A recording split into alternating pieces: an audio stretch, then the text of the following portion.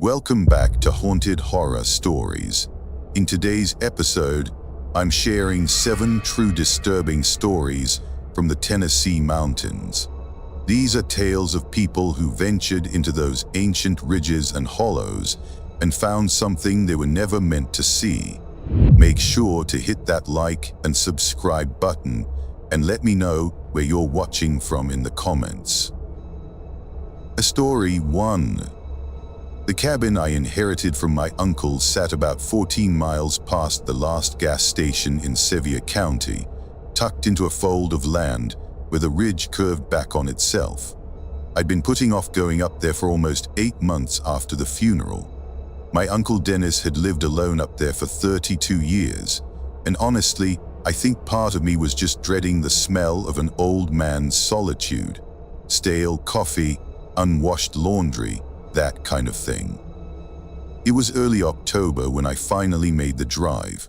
The trees were just starting to turn, patches of red and gold breaking up all that green. My girlfriend Sarah had offered to come with me, but I told her I needed to do this myself. Looking back, I don't know if that was pride or stupidity. The road got worse the higher I climbed.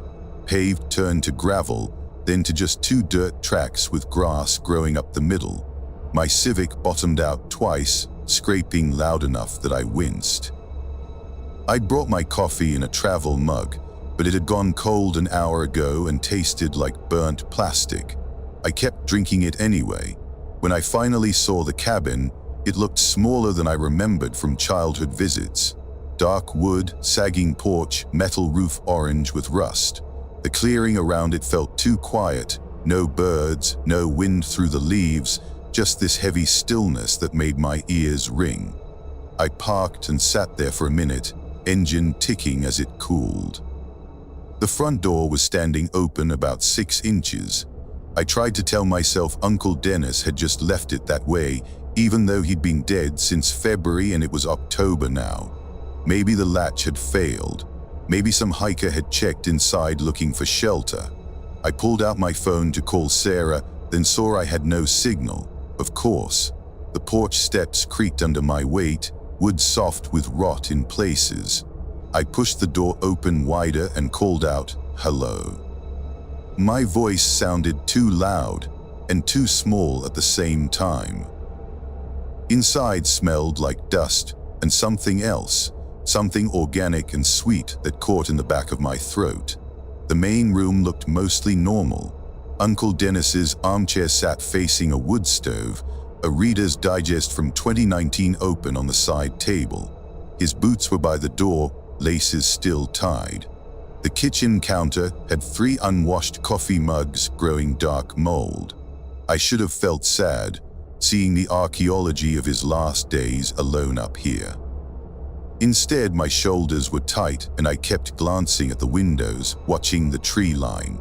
The bedroom was through a door on the left. I didn't want to go in there, but I'd promised my mom I'd look for his will and any important documents. I pushed the door open with my foot. The bed was made. That struck me as wrong immediately. Uncle Dennis had died in a hospital in Knoxville, not here. Why would his bed be made? The quilt was pulled tight with hospital corners, pillow perfectly centered. On the nightstand sat a glass of water. No dust on the surface, no evaporation ring, fresh water. My mouth went dry. I backed out of the room and turned toward the kitchen, thinking I'd just grab whatever papers I could find quickly and leave. That's when I saw the basement door. It was in the kitchen floor, one of those old wooden hatch doors that lay flat. I'd completely forgotten about it. As a kid, I'd never been allowed down there. Uncle Dennis said it was just storage, too dangerous for children. The hatch was open, not all the way, just propped up about 10 inches, dark space underneath. I stood there staring at it for probably a full minute. Every rational part of my brain said to close it and leave. But there was this other part, the part that wondered if maybe the important papers were down there, that made me kneel down and lift the hatch further. Wooden steps descended into blackness. I turned on my phone's flashlight and aimed it down. The beam caught something pale about halfway down the stairs. A hand resting on one of the steps, long fingers, skin so white it almost glowed. For a second I thought it was a mannequin hand, some weird thing Uncle Dennis had stored down there. Then the fingers twitched, curling slowly against the wood. I dropped my phone. It clattered down 3 steps and landed face up, flashlight still on, illuminating the basement from a low angle. In that sharp upward light, I could see something rising through the gap at the bottom of the stairs. A bare shoulder streaked with dirt, an arm reaching for the step above it, pulling itself up. The joints moved wrong, bending at angles that made my stomach turn. I didn't make a decision to run. My body just moved. I was out the front door and stumbling off the porch before I could think. Behind me, I heard the hatch door slam flat against the kitchen floor, then nothing. That silence was somehow worse than any sound. I got to my car and my hands were shaking so badly I dropped my keys twice trying to unlock it. The cabin's front door was still open. In the darkness behind it, I couldn't see anything moving, but I could feel something watching. The air had that pressure drop feeling you get before a storm, like something was about to break. I finally got the car started and threw it in reverse, not even looking behind me. I drove back down that mountain road faster than I'd ever driven anything, my Civic screaming over ruts and rocks. I didn't stop until I hit the gas station, and even then I sat in the parking lot with the doors locked for 20 minutes, trying to stop shaking. I called my mom that night and told her I couldn't find any papers, that the cabin was in worse shape than I'd thought, and we should just let it go to tax sale. She asked if I was okay, said I sounded strange. I told her I was just tired. 3 weeks later, I got a text from a number I didn't recognize. No words, just a photo. It took me a second to understand what I was looking at. It was taken from inside my bedroom, pointing at my bed.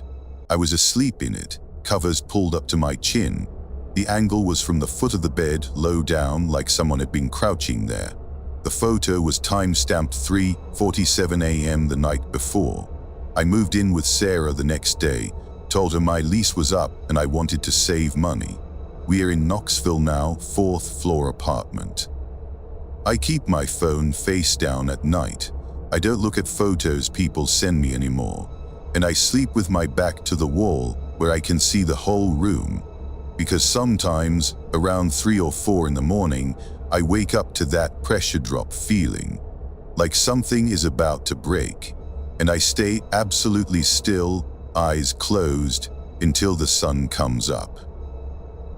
The story 2. You'd think growing up in Blount County, I'd have heard every local legend by the time I was old enough to care. My grandfather used to tell stories at Sunday dinners about things he'd seen in his logging days, strange tracks, trees marked in patterns that weren't natural. I always figured he was just entertaining the grandkids. I was 29 when my cousin Theo talked me into a camping trip up near Gregory Bald. It was late May, that stretch of spring where the weather can't decide what it wants to be.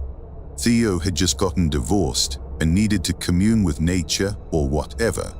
He bought all this expensive REI gear he wanted to test out. We drove up on a Friday afternoon, parked at the trailhead around 3. The plan was to hike in about 5 miles, camp overnight, then hike back Saturday. Easy weekend trip. I'd grabbed some trail mix and beef jerky from the gas station, filled my water bottles.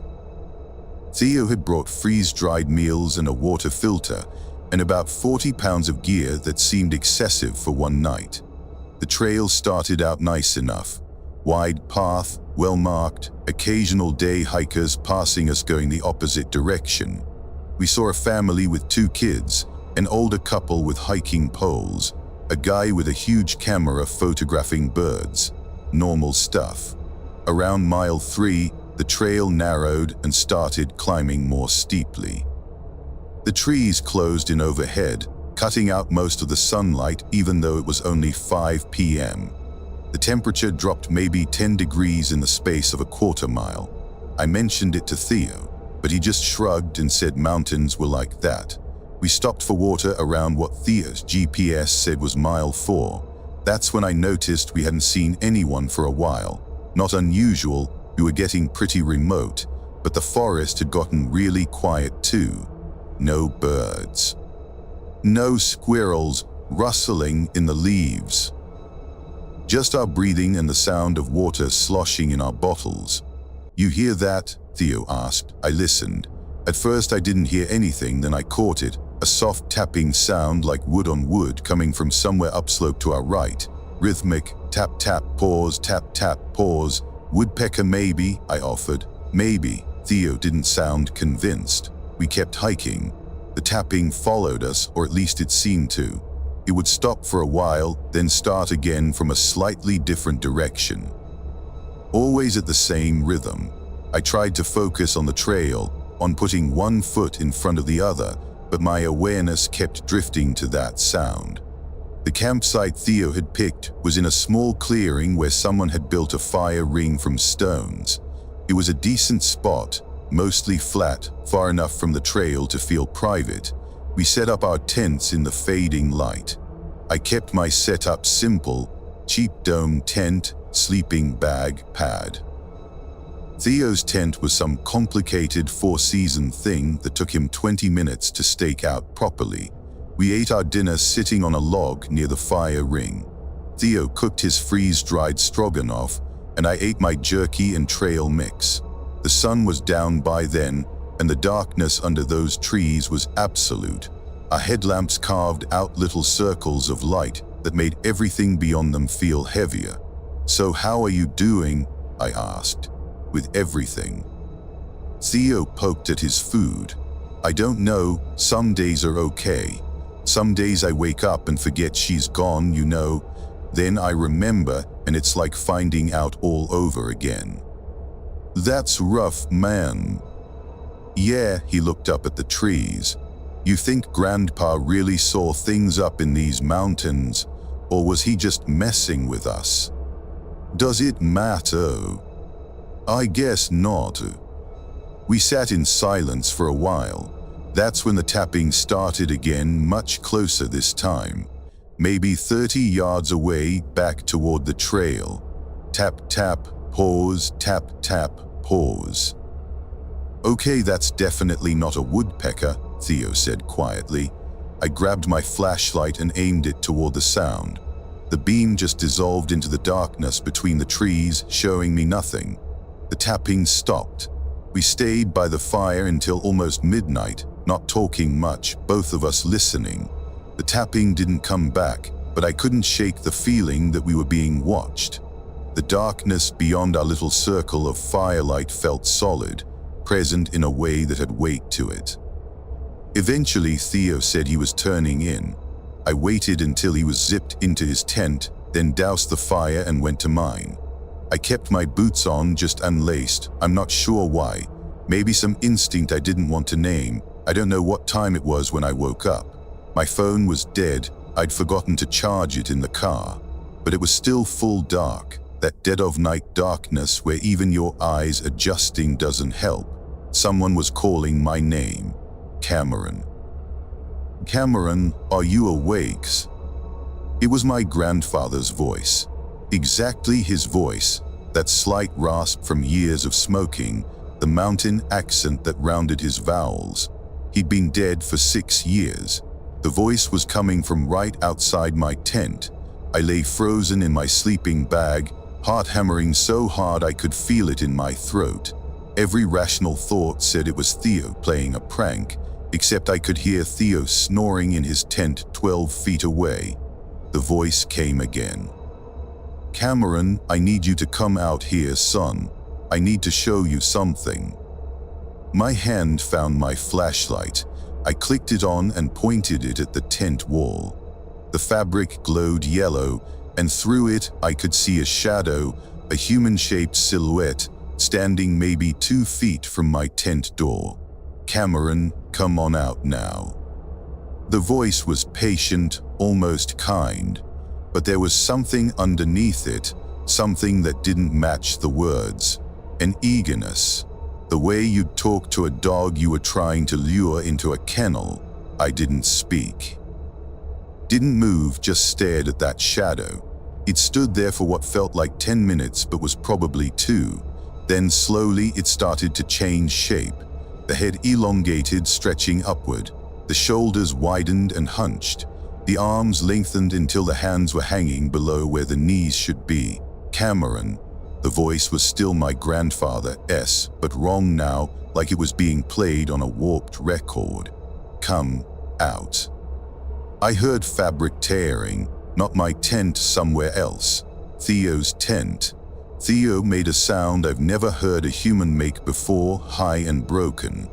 Then he was screaming, "Get it off, get it off, get it off." His tent was thrashing, the whole thing shaking like something was inside it tearing around. I was out of my sleeping bag, not thinking, just moving. I unzipped my tent and stumbled out. The shadow was gone from outside my door. Theo's tent had collapsed, something moving underneath the fabric. I ran over and started pulling at the stakes, trying to free the entrance. Theo came crawling out, eyes wild, a deep scratch running from his left temple down to his jaw. "It was in there with me," he gasped. "It was touching my face." Behind us in the trees something moved, not trying to be quiet. Branches snapping, leaves crunching, getting closer. "Run," I said. We ran, left everything, tents, sleeping bags, packs, all of it. Just ran down the trail by the light of my flashlight, stumbling over roots and rocks. Behind us came crashing sounds, keeping pace, sometimes closer, sometimes falling back. In the darkness between the trees, I'd catch glimpses of something pale, too tall, moving in ways that weren't right. I don't know how long we ran. My lungs were burning and my legs were screaming, and Theo was gasping for air beside me. The thing behind us stayed back just far enough that I never got a clear look, but I could hear it, breathing, if you could call it that. A wet, rattling sound. Then we came around a bend and saw lights ahead. The parking lot, impossibly. We'd somehow covered 5 miles in the dark. Theo's Subaru sat under security light, the only vehicle there. We made it to the car. Theo's hands were shaking so badly I had to take his keys and unlock it myself. We got in and locked the doors, and Theo started the engine. At the tree line, something stepped into the edge of the security light's range, tall enough that its head was lost in the shadows above the light. Arms hanging down past its knees. It stood there watching us as we pulled out of the parking lot, and the last thing I saw before we rounded the curve was it raising one of those long arms in something that might have been a wave. We drove straight to the ER in Maryville, told them Theo had fallen on the trail and hit his head on a branch. The doctor who stitched his cut asked why it looked like claw marks. Theo said he didn't remember falling, that it was all kind of a blur. They kept asking if we'd seen any bears. A week later, 2 rangers went up to retrieve our gear. They found my tent, empty and undamaged. They found Theo's tent torn to pieces, scattered over 50 feet of ground. They found our backpacks and our sleeping bags. They also found something else they wouldn't describe to us. Just said we should consider ourselves lucky we got out, and maybe we shouldn't go back up there. I haven't, but Theo still has nightmares. He'll text me sometimes at 3 in the morning, just a single word, awake. I always am, because some nights I wake up convinced I hear tapping on my bedroom window.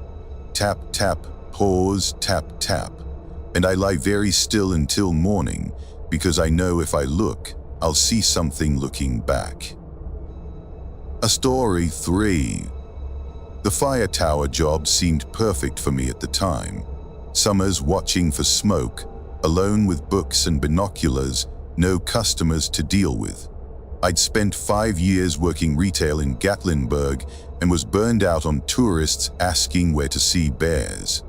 The tower was on Timber Ridge, about 18 miles from the nearest paved road. Built in the 1940s, all wood and glass, 60 feet high. My supervisor Jake drove me up in his pickup in early June, showed me the basics: the radio, the fire finder, the log book where I'd record any smoke sightings.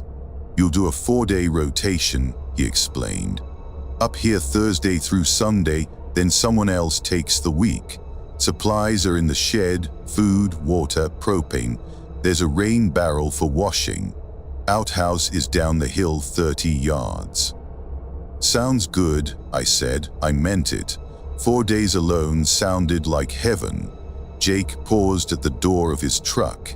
"You ever hear anything weird up here, like voices or someone calling to you? Just ignore it. The wind plays tricks in these ridges." "Sure," I said, figuring he was hazing the new guy. He looked at me seriously. "I mean it, Alana. Don't go looking if you hear your name. Don't answer. Just stay in the tower until morning." Then he drove away, dust rising behind his truck until the trees swallowed it. The first day was perfect.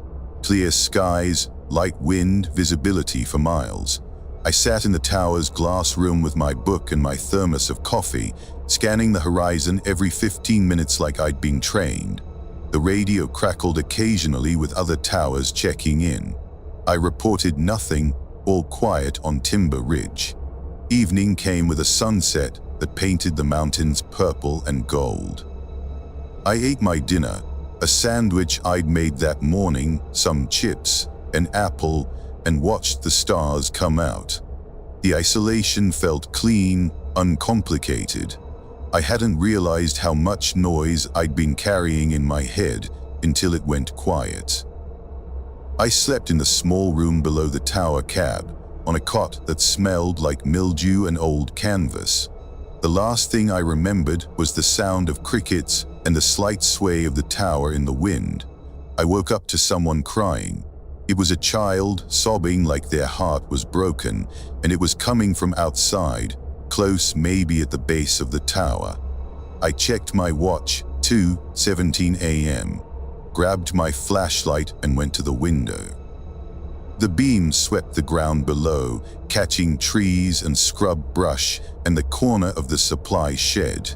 No child. The crying continued, moving now, circling around to the north side. "Hello," I called out. "Are you hurt? Do you need help?" The crying stopped instantly. Then, in the silence, a voice, a little girl maybe 6 or 7 years old. "I'm lost. Can you help me find my mommy?" Every instinct said to go down there. A lost child in the woods at night. Of course, I should help. I was halfway to the stairs when I remembered Jake's warning. Don't go looking if you hear your name. Don't answer. He hadn't said anything about a child though. This was different, wasn't it? I stood at the top of the stairs, hand on the railing, listening. "Please," the voice said. "I'm scared, it's so dark." "Where are you?" I called down. "Can you see the towers?" "Yes, I'm right here. Come down and help me." Something about those words felt wrong. The phrasing was too adult, too composed for a frightened child. And the crying had stopped completely. Shouldn't she still be upset? I went back to the window and shone my light down again, more carefully this time. At the base of the tower stairs, I could see something pale. Small, child-sized, standing perfectly still. My light was pointing right at it, but I couldn't make out any features. No face, no clothes, just a white shape. "Honey, I need you to step where I can see you better," I said. The shape didn't move. The voice came again, still saying it was from that spot below. "Why won't you help me?" But the shape's position hadn't changed. Its mouth, if it had a mouth, wasn't moving. "Where are your parents?" I asked, trying to keep my voice steady. "How did you get lost?" "They left me here. They said they'd come back, but they didn't. I've been waiting so long. The words were getting faster, running together. So long, so long, so long, won't you come down, won't you help me, it's so dark, I'm so scared, come down, come down, come. I stepped back from the window and grabbed the radio. This is Timber Ridge Tower. Is anyone on this channel? Over. Static, this is Timber Ridge, requesting someone confirm they copy, over. More static, then a burst of interference that might have been a voice, distorted beyond recognition. The radio went dead, not just quiet, but completely dead, the power light out. Below, the voice had changed, pitch higher now, almost shrill. Come down to me. Come down. Something hit the tower. A massive impact from below, like a car had crashed into the supports. The whole structure swayed sickeningly. I grabbed the desk to keep from falling. Another impact. The tower swayed again, metal joints groaning. Through the window, I could see the pale shape was gone from the base of the stairs. No, not gone, moving. It was on the stairs now, climbing, moving in a way that was all wrong. Joints bending backwards, spine curving at impossible angles, pulling itself up toward the tower cab. I grabbed the only weapon I could find, a fire axe from the emergency kit, backed up to the far corner of the glass room. The thing, because it wasn't a child, had never been a child, reached the door. The handle turned slowly. I raised the axe, hands slipping with sweat. The door opened and something looked in at me. In the darkness, I couldn't see it clearly, just a shape that was almost human but stretched and wrong. Where its eyes should have been, there was nothing, just smooth, pale flesh. But it was looking at me. I could feel it looking. Let me in, it said with a child's voice. I just want to get warm. No, I whispered. It stood there, filling the doorway for what might have been minutes or hours. I couldn't move, could barely breathe. The axe was so heavy my arms were shaking. Then, somewhere far off, an owl called. The thing's head snapped toward the sound with a movement so fast I almost didn't see it. When it looked back at me, something had changed, some decision made. It stepped backward onto the platform and started descending the stairs. Same wrong movement, joints bending backwards, but going down now, getting smaller, until it reached the ground and disappeared into the trees. I stood in that corner until the sun came up. When there was finally enough light to see by, I grabbed my backpack, left everything else, and climbed down. At the base of the tower, the metal supports had deep gouges in them, long scratches that went through the paint down to bare metal. The stairs had marks on them too, on the underside of the treads, like something had hung beneath them while climbing. I walked 18 miles that day, didn't stop for water, didn't stop to rest, just walked until I hit the paved road, then kept walking until a ranger truck found me around noon. I told them I'd gotten sick, needed to get out. They wanted to take me back to the tower to collect my things. I refused, said I'd quit, they could keep it all. Jake came by my apartment a week later, returned my book and my thermos, said another ranger had collected them. He didn't ask what happened, just told me the tower position was filled and handed me my final paycheck. As he was leaving, he turned back. Did you follow the rule about not answering? Yes, I said. He nodded. Good, the last person didn't. We found her gear, found her logbook. Never found her. I moved to Nashville 2 months later. Got a job at a bookstore, rented a third-floor apartment with lots of windows. I sleep with the lights on now, and I never, ever respond when I hear crying outside. Even in a city with 1 million people around me, sometimes late at night I'll hear it, a child's voice, lost and scared and so sad. It comes from right outside my door. The handle has never turned, not yet, but I keep the fire axe from the tower under my bed, just in case. The story 4. My brother Ethan got the hunting lease through a friend of his from work. 300 acres of old-growth forest on the Tennessee-North Carolina border, so remote the property owner hadn't visited in years. Deer everywhere, Ethan said, maybe even bear. We'd have the whole place to ourselves for opening weekend. I wasn't much of a hunter, had gone maybe twice in my life, but Ethan kept insisting. Said I spent too much time in my apartment, needed to get outside more. He was probably right. I'd been in a weird place since my divorce, not really doing anything but work and sleep. We drove up the Friday before opening day, late November, weather already turning cold. The property was about 40 minutes past a little town called Copper Hill, down a logging road that hadn't been maintained in years. Ethan's truck bounced over ruts and scraped over rocks, branches squealing against the sides.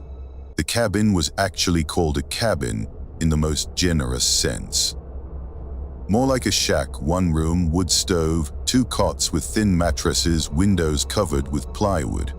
A previous hunter had left some supplies, lamp oil, matches, a few cans of beans. Rustic, I said. It's perfect, Ethan countered. He was already unpacking his gear, checking his rifle, organizing ammunition. He'd always been like this, focused, methodical. I'd always been the opposite, disorganized, easily distracted. Mom used to joke we were proof the same parents could produce completely different kids. We spent the afternoon setting up, got the wood stove working, laid out our sleeping bags on the cots, organized our food. By the time the sun set, we had a good fire going and were heating up stew on the stove top. You see the tree line? Ethan asked, nodding toward the window. I looked. In the fading light, I could see marks on several trees at the edge of the clearing, deep scratches running vertically down the bark. Too high for a deer, too regular for something random. Bear, I suggested. Maybe. Ethan stared at them for a long moment. Weird pattern though, looks almost deliberate. We ate our dinner and played cards by lamplight, passing a flask of bourbon back and forth. Ethan talked about his kids, about work, about the new truck he wanted to buy, normal stuff, comfortable. By 10 p.m. we were both exhausted from the drive and the setup. Ethan banked the fire and we turned in. I woke up to complete darkness and the sound of footsteps outside. Not animal footsteps, human ones. Boot heels on frozen ground, walking around the perimeter of the cabin. Slow, measured, like someone inspecting the building. Ethan, I whispered, you awake? Yeah, his voice was tight. You hear it. Property owner. At midnight, without a vehicle. The footsteps stopped at the door. A long pause, then 3 slow knocks.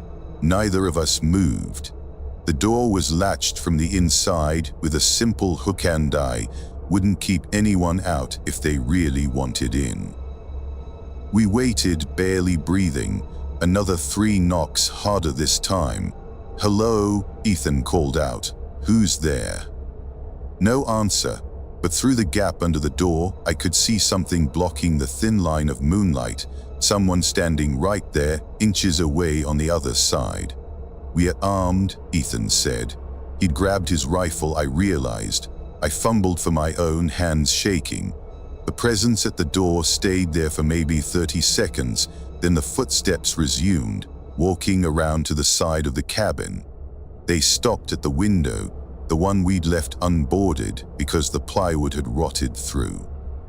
I heard scratching on the glass, fingernails dragging across it in slow circles. Ethan turned on his headlamp. The beam swept across the window just as something moved away from it. I caught a glimpse of a hand, too white, fingers too long, and then it was gone. What the fuck? I breathed. Stay here, Ethan said. He was already moving toward the door. Are you insane? Don't go out there. We can't just sit here all night wondering. He unlatched the door and stepped onto the small porch, rifle raised, headlamp cutting through the darkness. I followed him, didn't want to, but I wasn't about to let him go out alone. The cold hit like a slap, probably down in the 20s. Our breath came out in clouds. The clearing was empty. Ethan swept his light across the tree line, then down at the ground. In the frozen dirt, clearly visible, were footprints. Bare footprints, human-sized, leading from the door around to the window, then back into the woods. "Who the hell walks barefoot in this cold?" I asked. Ethan didn't answer. He was staring at something else, a pile of sticks arranged in the center of the clearing, maybe 15 feet from the cabin. We hadn't seen it earlier because it hadn't been there earlier. The sticks were laid out in a pattern too precise to be random. A circle of stones around the outside, then the sticks radiating out from the center like spokes.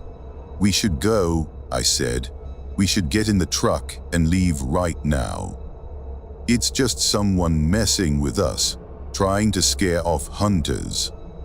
Does this seem like a prank to you?" Ethan walked toward the stick arrangement, rifle still raised. I wanted to grab him, pull him back, but my legs wouldn't move.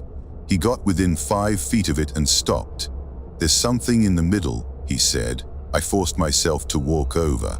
My headlamp joined his, illuminating the center of the pattern.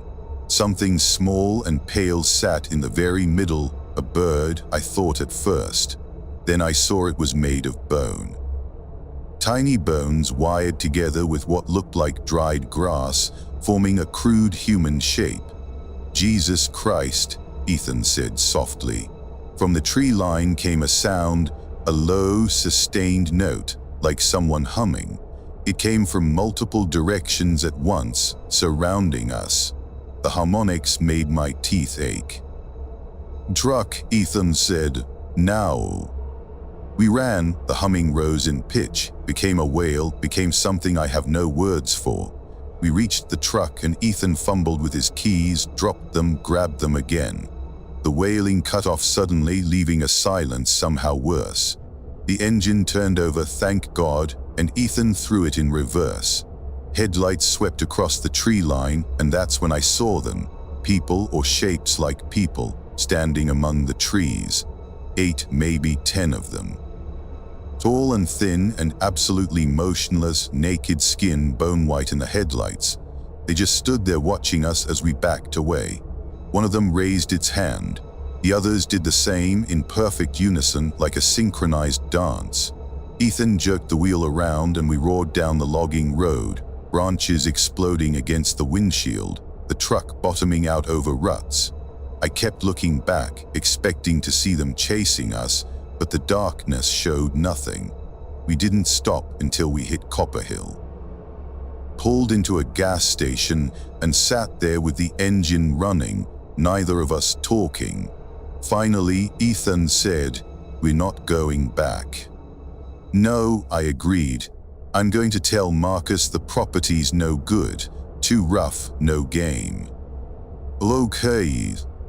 He looked at me. "You saw them, right? I didn't imagine it."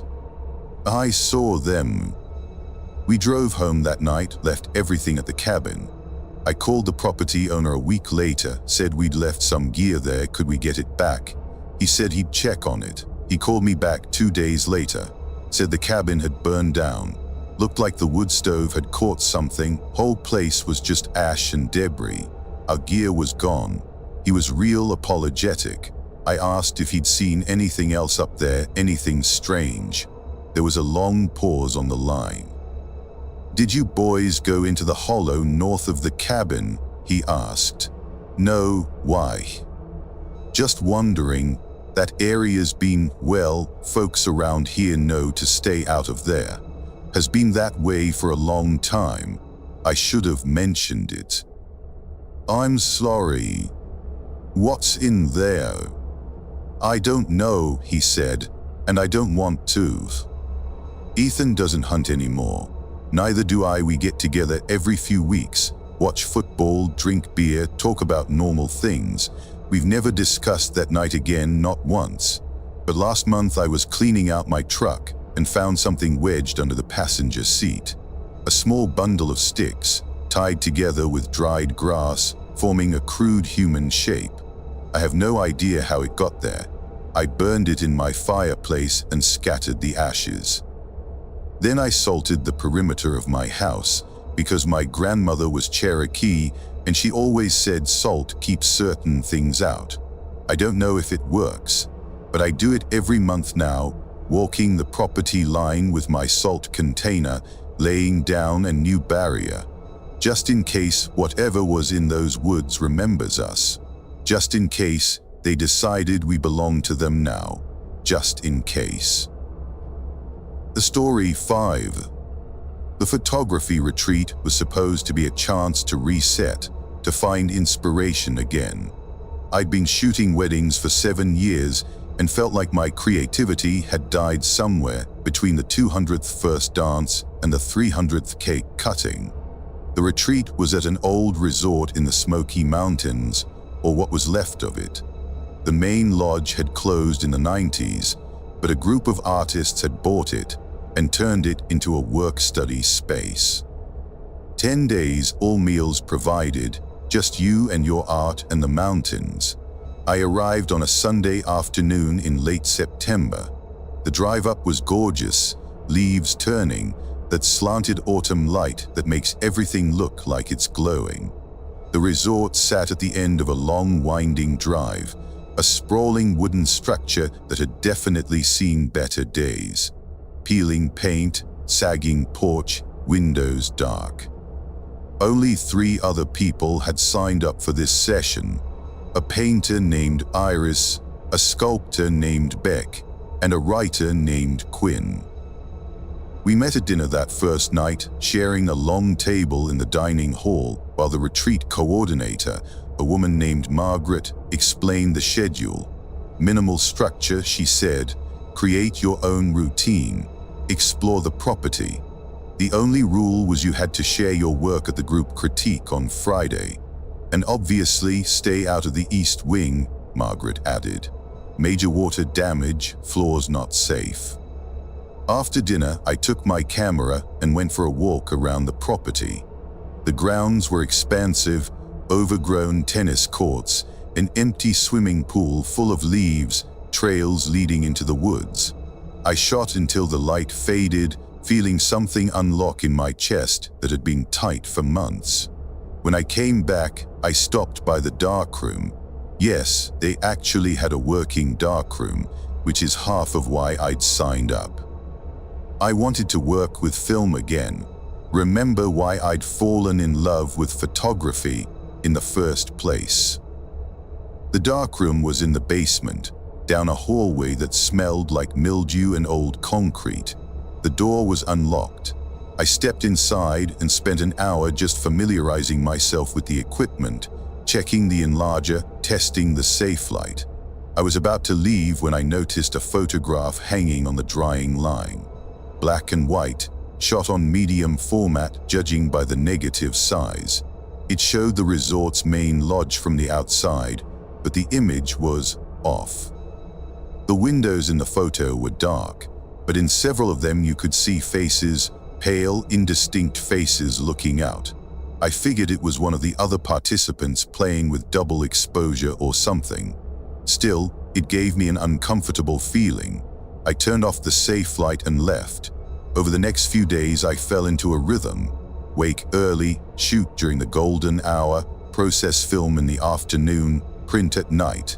The other participants were equally absorbed in their work. We'd cross paths at meals and chat briefly, but mostly everyone was in their own world. Wednesday night, I was in the darkroom around 11 p.m., working on a series of prints. The process is meditative, the smell of chemicals, the red glow of the safe light, watching the image slowly appear in the developer bath. I'd printed maybe a dozen shots when I pulled one from the fixer and froze. The photo showed a section of the old tennis courts, overgrown with weeds. I remembered taking the shot. It was from Monday afternoon. But in the print, standing at the far end of the court, barely visible in the shadows, was a figure, tall, thin, facing the camera. I hadn't seen anyone when I took the shot. The viewfinder had been empty. I told myself it was a processing error, some kind of light leak or contamination. I hung the print up to dry and developed the next negative in the roll, a shot of the empty pool. The figure was in this one too. Closer now, standing at the edge of the pool. Still too distant to make out features, but definitely there. My hands were shaking as I developed the next one, a landscape shot of the tree line at sunset. The figure stood among the trees, maybe 50 yards away, head tilted like it was watching me work. I developed the entire roll. The figure appeared in every single frame, getting progressively closer. In the last shot, a picture I'd taken of the lodge's back door. The figure stood right in front of the door, close enough that I should have seen it. Should have noticed it through the viewfinder. The features were almost visible now, 2 long limbs, something wrong about the proportions of the head. I left the prints hanging and got out of there, heart hammering. Went straight to my room and didn't come out until morning. At breakfast, I casually asked Iris if she'd been shooting around the property. She said no, she'd been working in her room all week. Beck and Quinn said the same. Margaret looked concerned and asked if something was wrong. I said no, just curious. I didn't go back to the darkroom that day. Spent the afternoon in my room trying to convince myself I'd somehow double exposed the film, that there was a rational explanation. But I knew what I'd seen through that viewfinder, and it hadn't included any figures. That night I couldn't sleep. Around 2 a.m. I heard footsteps in the hallway outside my room. Slow, measured steps that stopped outside my door. I waited for a knock, but it didn't come. The footsteps just stopped. I got up and looked through the peephole. The hallway was empty, but on the floor, right in front of my door, someone had left a photograph. I opened the door and grabbed it quickly, then locked myself back inside. It was one of my prints, the last one I developed, showing the figure in front of the lodge's back door. Except someone had drawn on it in red ink, a circle around the figure and an arrow pointing to my room window on the 2nd floor. I looked at my window. The curtain was open. In the darkness outside, pressed against the glass, was a pale face. It had no eyes. The space where its eyes should have been was smooth, unbroken skin, but it was looking at me. I could feel it looking. I screamed, fell backwards, scrambled away from the window. The face stayed there, tilted at an unnatural angle, mouth opening slowly to reveal nothing inside, just blackness. Then it was gone, just pulled away from the window and vanished. I grabbed my bag, threw in clothes, my wallet, my car keys. Didn't bother with my camera equipment, didn't bother with anything else. Just ran down the hallway to the main stairs. Margaret was in the lobby, somehow awake. "Leaving?" she asked, like this was normal.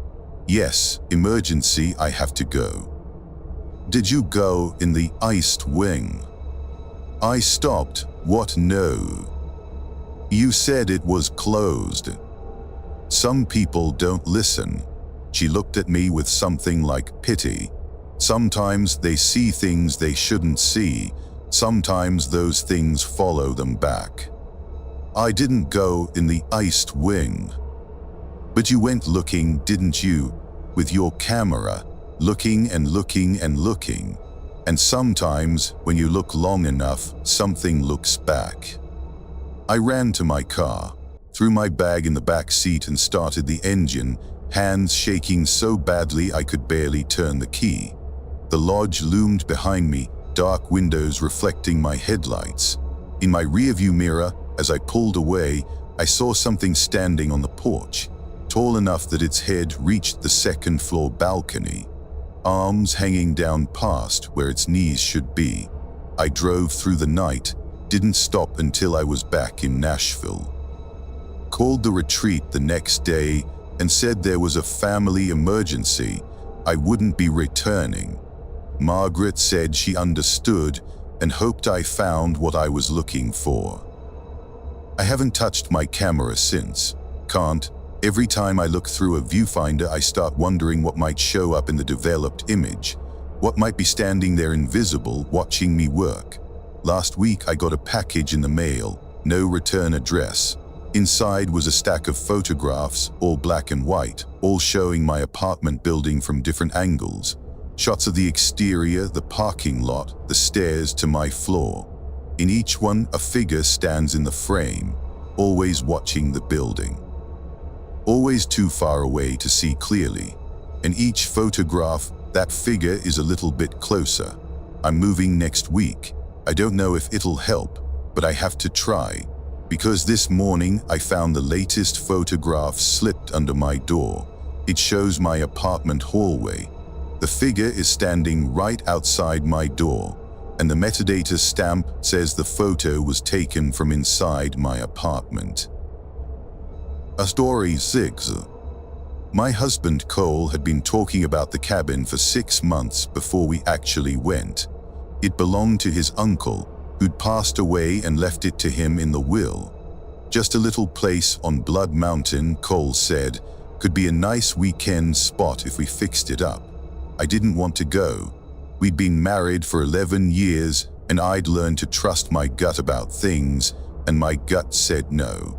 But Cole was insistent. Said we needed a project together, something to do besides work and sleep and watch TV. So on a Saturday in late August, we drove up there, our Jeep loaded with cleaning supplies and tools. The drive took 3 hours, the last 40 minutes on dirt roads that got progressively worse. The GPS lost signal about halfway in. "You sure you know where we're going?" I asked. "I've been here once, when I was a kid. It's just ahead, I think." The cabin appeared through the trees, a single-story log structure with a rusted tin roof and a porch that leaned badly to the left. The clearing around it was overgrown with kudzu and blackberry bushes. Windows dark, no power lines, no phone lines, nothing connecting it to the world. "It needs work," Cole admitted. "It needs a bulldozer," I muttered, but I got out of the Jeep. We spent the first hour just clearing a path to the door. The interior was better than I'd expected, dusty but dry furniture covered with old sheets. One main room with a kitchenette, a loft accessible by a ladder, an outhouse about 20 yards away through the brush. Cole was delighted. Kept talking about refinishing the floors, maybe adding solar panels, turning it into our mountain getaway. I tried to share his enthusiasm, but something about the place felt wrong. Too quiet, too isolated, like we were the only people for 50 miles in any direction. We worked until evening, swept floors, washed windows, moved furniture around. By the time the sun was setting, we'd made decent progress. Cole suggested we stay overnight, test it out. I wanted to drive back, but he'd already brought sleeping bags and I was too tired to argue. We made dinner on the propane camp stove, pasta with jarred sauce, not fancy but filling. Ate by flashlight since there was no electricity. Cole was in a great mood, making plans, talking about bringing the kids up here next summer. I washed the dishes in a bucket of water we'd carried from the Jeep. That's when I noticed the smell, faint, almost floral, but with something rotten underneath. Like perfume on a corpse. "You smell that?" I asked. Cole sniffed. "Smell what?" "Never mind." We laid out our sleeping bags in the main room. Cole fell asleep almost immediately. He could sleep anywhere. I lay awake, staring at the ceiling, listening to the night sounds. Crickets, something rustling in the walls, probably mice. The creak of old wood settling. Then, clear as anything, I heard a woman singing. It was coming from the loft. A soft, wordless melody, almost like a lullaby. Cole was snoring beside me, completely oblivious. I sat up, grabbed the flashlight. "Hello," I called up to the loft. The singing stopped. Silence pressed in, heavy and expectant. "Cole, wake up," I whispered, shaking his shoulder. He mumbled something and rolled over. Fine, I'd check myself. I stood up and walked to the ladder, pointed my flashlight up into the loft. The beam showed an empty space, just bare wood and some old boxes. As I turned away, the singing started again, right behind me. I spun around, nothing there. But the smell was stronger now, that sweet rotten smell, and the temperature had dropped at least 20 degrees. I could see my breath. "Who's there?" I demanded, trying to sound braver than I felt. The singing moved again, circling around me, coming from different directions, the loft, the corners, behind the furniture. Multiple voices now harmonizing, the melody becoming discordant and wrong. I ran to Cole and physically pulled him upright. "We are leaving." "Now." "What? Why?" "Just trust me, now." He must have heard something in my voice because he didn't argue. We grabbed our sleeping bags and stumbled toward the door. That's when I noticed the photographs. They were laid out on the table, old black and white photos that definitely hadn't been there an hour ago. I grabbed one. It showed women standing in front of the cabin, maybe from the 1950s judging by their dresses. 5 women, all staring at the camera with empty expressions. Their faces had been scratched out, every single one. "Cole, I see them, let's go." We got outside and the singing followed us, pouring out through the open door. Cole ran for the Jeep, but I couldn't move. I was staring at the cabin's windows. Faces pressed against the glass from inside, pale faces, too many to count, all watching us. "Hayly," Cole shouted. I ran. We jumped in the Jeep and Cole started the engine, threw it in reverse. As we backed away, the front door of the cabin slowly closed. Through the windows, I could see movement, shadows passing back and forth. We drove for maybe 5 minutes before Cole slammed on the brakes. Shit, the road's gone. I looked ahead. Where there should have been a dirt track leading back to civilization, there was just forest. Dense, impenetrable growth, like the road had never existed. "That's impossible," I said. "We just came this way." "I know." Cole tried backing up, turning around, finding another route. But every direction looked the same, endless trees, no road, no trail, nothing. The GPS was useless without signal. Our phones showed no service. We tried for maybe an hour, the fuel gauge dropping, panic rising. Finally, Cole stopped the Jeep and looked at me. "What do we do?" I didn't have an answer. Then I saw it, a light through the trees, small, flickering like a lantern. "Someone's out there," I said. We got out and followed the light, crashing through underbrush, calling out for help. The light stayed ahead of us, always moving, leading us deeper. After maybe 10 minutes of walking, I realized we'd made a mistake. "Cole, stop. This is wrong. We need help. It's leading us in circles." He stopped and turned around. The Jeep was gone. We walked away from it, and now we couldn't find our way back. The light ahead of us had vanished. In the silence, I heard the singing again, coming from all around us. Cole grabbed my hand. "Walk, just pick a direction and walk." We did. I don't know for how long. Time felt strange, elastic. The forest looked the same in every direction. The singing followed us, sometimes close, sometimes distant, always there. Then we stumbled into a clearing and the cabin was right in front of us. "No," I breathed. The door stood open. Light spilled from inside, not electric light, more like candlelight, soft and golden. The singing came from within, welcoming, almost warm. "We can't go in there," I said. "We don't have a choice. We're lost, it's dark, we need shelter." "That's what it wants. Can't you feel it? It's been herding us back here." Cole looked at the cabin, then at the darkness around us, then back at the cabin. "So what's the alternative? Wander in the woods all night?"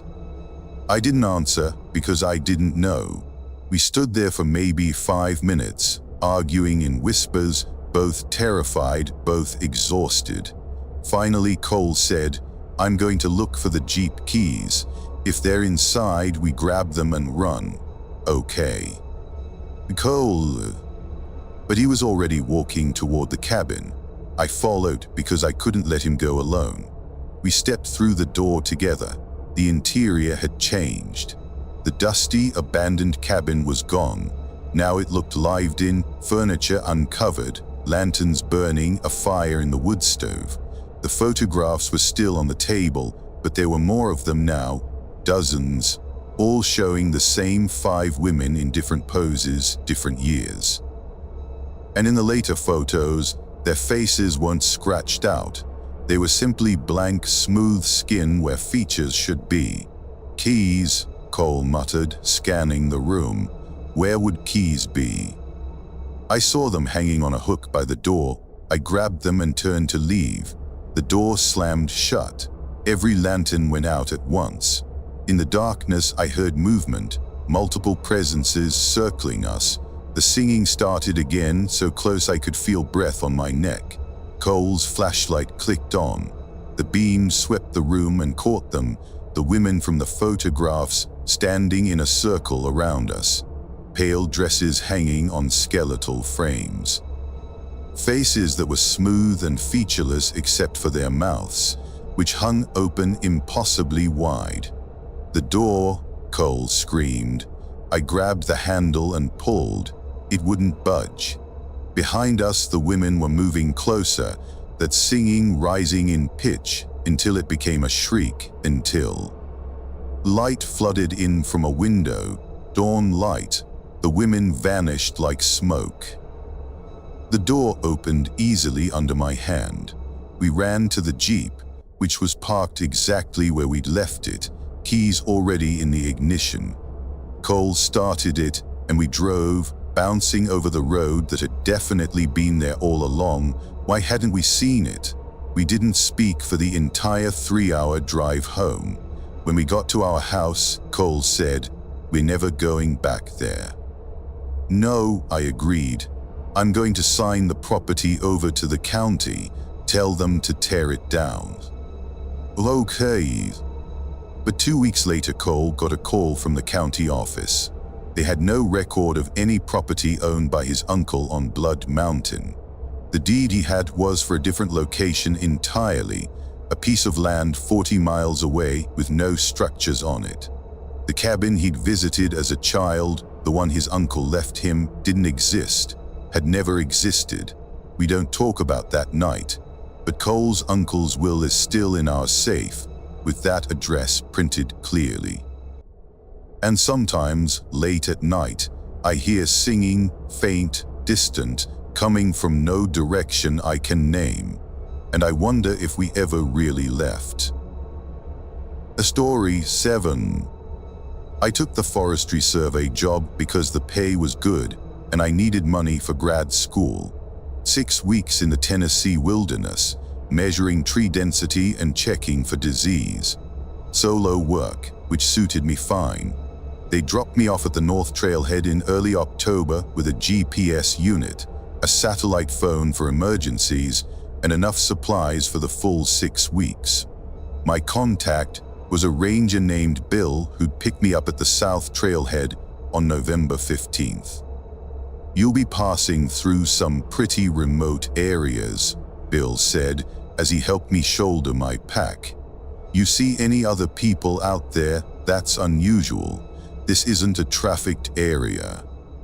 "Got it."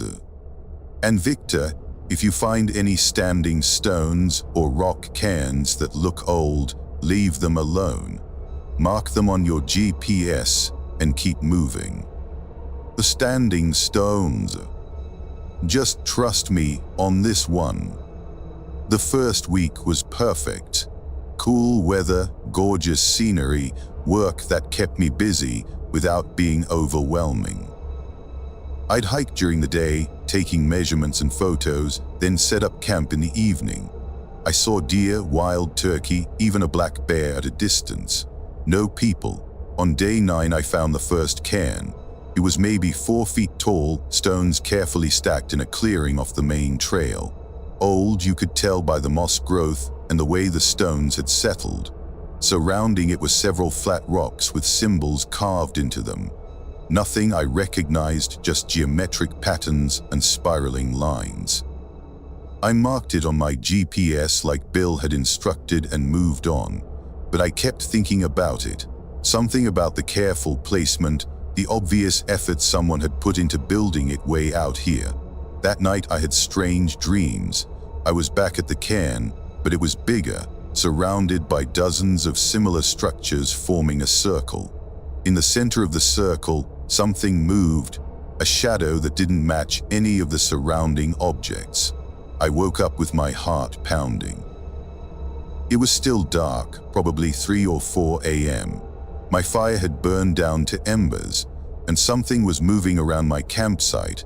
I could hear it, footsteps, circling just beyond the range of the dying firelight, not animal footsteps. These were bipedal, measured, deliberate. I grabbed my flashlight and turned it on, sweeping the beam through the trees. Nothing, but I could still hear the footsteps, and they didn't stop when my light passed over where they should be. I threw more wood on the fire and sat with my back against a tree until dawn. The footsteps continued until the first light, then stopped abruptly. When I checked my campsite in the morning, I found tracks. Human footprints, bare feet, circling my tent and fire pit dozens of times. They appeared at the edge of camp and disappeared at the tree line, no trail leading to or from. I should have called Bill, used the satellite phone, requested an early pickup, but I was embarrassed. Scared of looking foolish, of losing a job I desperately needed, so I packed up and kept moving.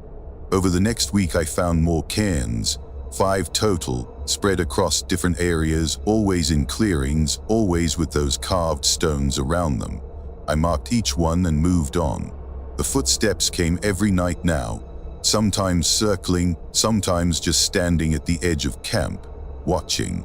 I stopped sleeping more than an hour or 2 at a time. On day 18, I found something different, a standing stone. A single massive rock, maybe 8 feet tall in the middle of a small valley, more symbols carved into it deeper than the ones on the smaller stones. And around its base, arranged in a perfect circle, were bones. Animal bones, I told myself, deer, maybe bear, natural deaths. But as I got closer, I saw finger bones, small skulls with human proportions. I backed away slowly. Behind me, I heard a twig snap. I turned. Standing at the edge of the valley, maybe 30 yards away, was a person. At least it was shaped like a person. Tall, rail-thin, completely naked. Skin so pale it almost looked translucent. It stood perfectly still, watching me. I raised my hand in a tentative wave, trying to look non-threatening. Hello. It didn't respond, didn't move, just stood there with its head tilted at an angle that was slightly too far to be natural. I started backing away, keeping my eyes on it. It matched my movement, staying the same distance away. When I stopped, it stopped. "I'm just passing through," I called out. "I don't want any trouble." Its mouth opened, wide, wider than should be possible, and a sound came out, not a voice, but a low droning note that made my vision blur and my teeth ache. I ran.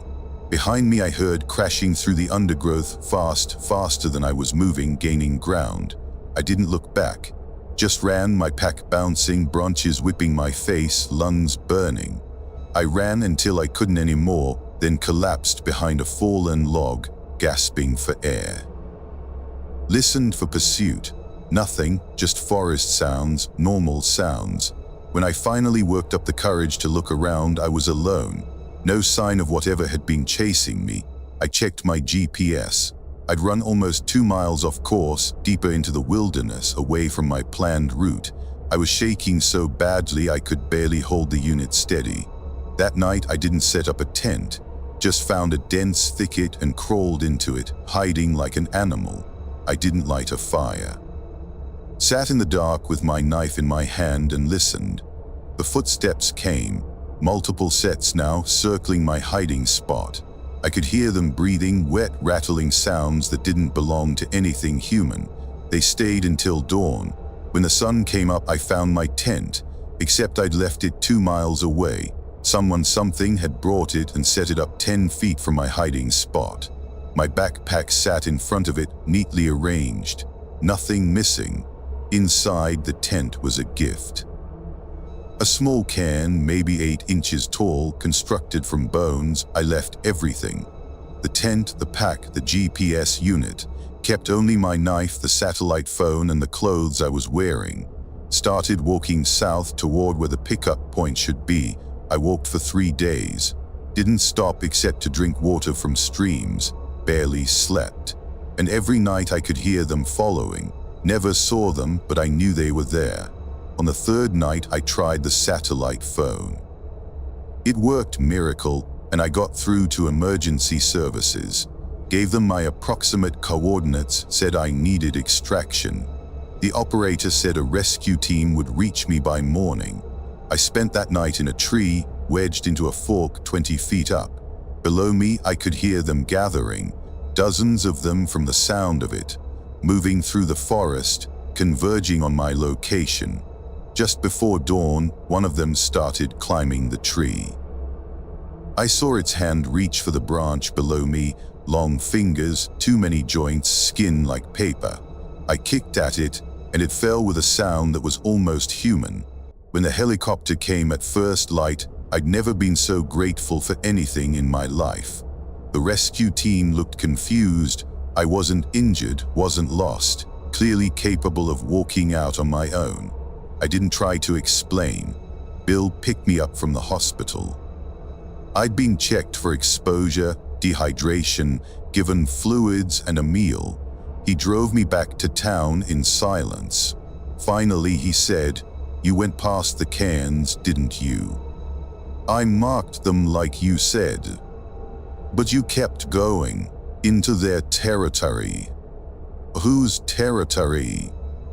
He didn't answer, just gave me my final paycheck and said the survey was cancelled.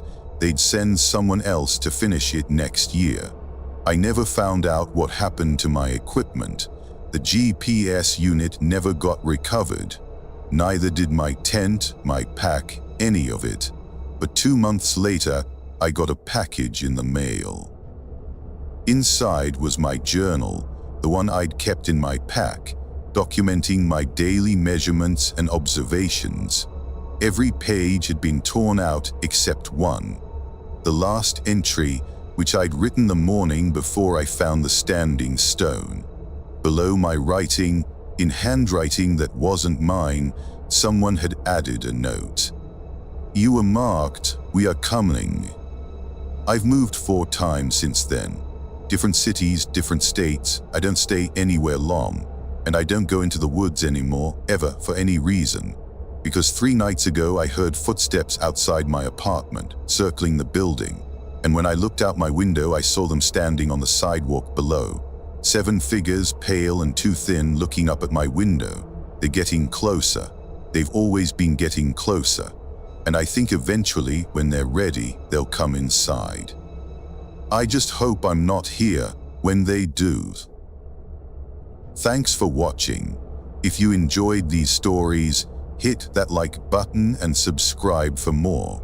Let me know in the comments which story unsettled you most, and share this with your friends who love a good scare. Until next time, stay safe out there.